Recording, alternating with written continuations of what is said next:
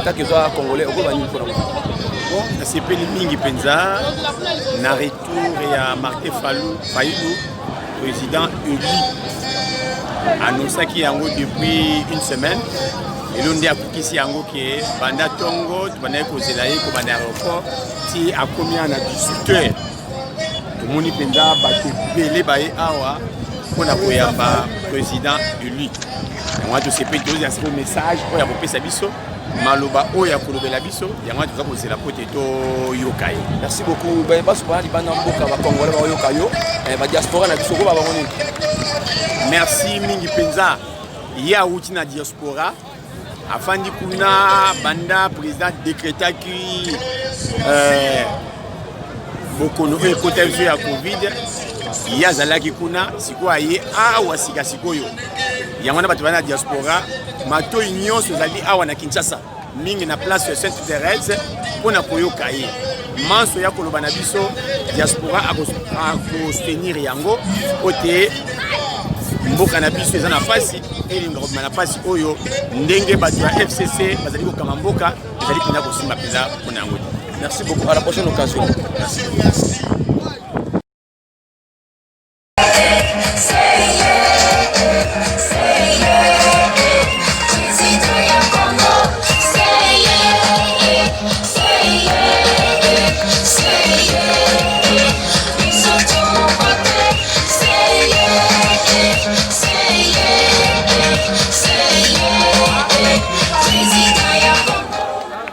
Merci.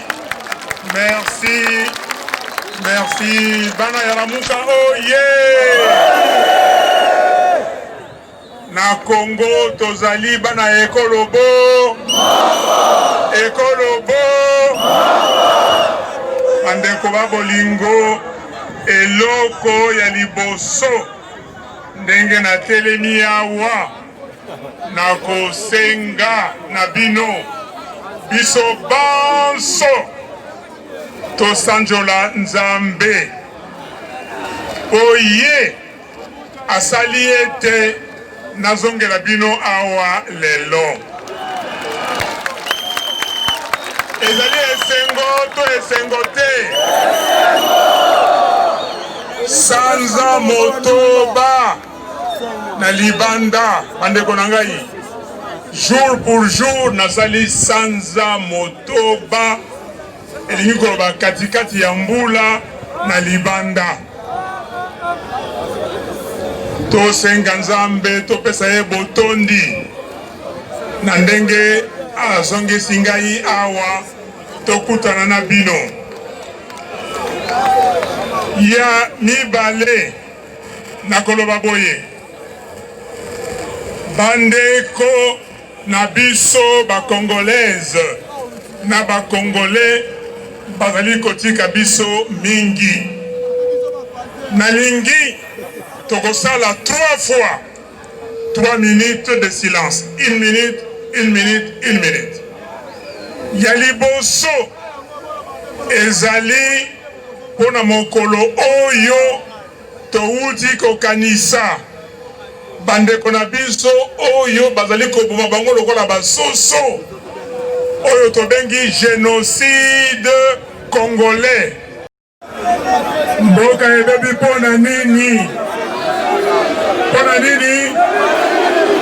Moyibi ya liboso bino peuple boponi oyo boponaki boponi président de la République boponi badéputés nationaux boponi badéputés provinciaux.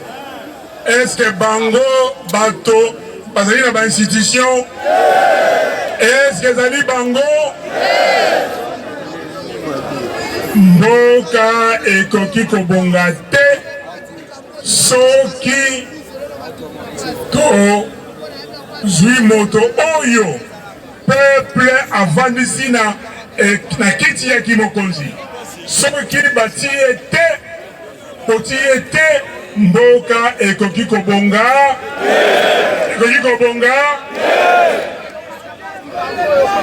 bandeko na ngai nalobaki na bino awa le 2 février ya mobu elekaki ete mariage wana ezali mariage ya mabe.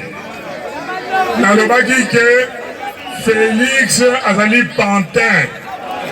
Nalobaki ke moto yoza na pouvoir azali moto mosusu. Lelo emonani te. Emonani te.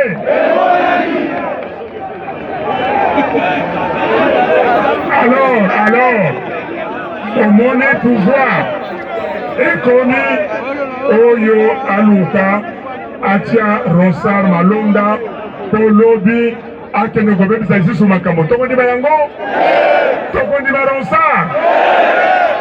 Eske balwa oyo ya mina kuna sakata tokondima yango tokondima yango te. Mais oyo kangai ebongo ba juge oyo Félix ake kotia na cour constitutionnelle bokondima yango bokondima yango. Bandeko na ngai tokokende ti wapi kaka kobuka koviole constitution nyonso bomona wapi moto yoza na mandat juge ya cour constitutionnelle mandat ya mibu mine libwa balongolaka bango nsima ya mbula misatu bozwi tirage au sort na groupe moko bozwi moko misatu balongwe. Ekomi sikoyo koluka course au pouvoir mpona kosala na yango nini? Peuple awa peuple aza kokufa nzala, peuple baza koboma ye bakosasa ye. Mais pouvoir ya nini? Mpona kosala projet ya 100 jours mpo bayila mbongo.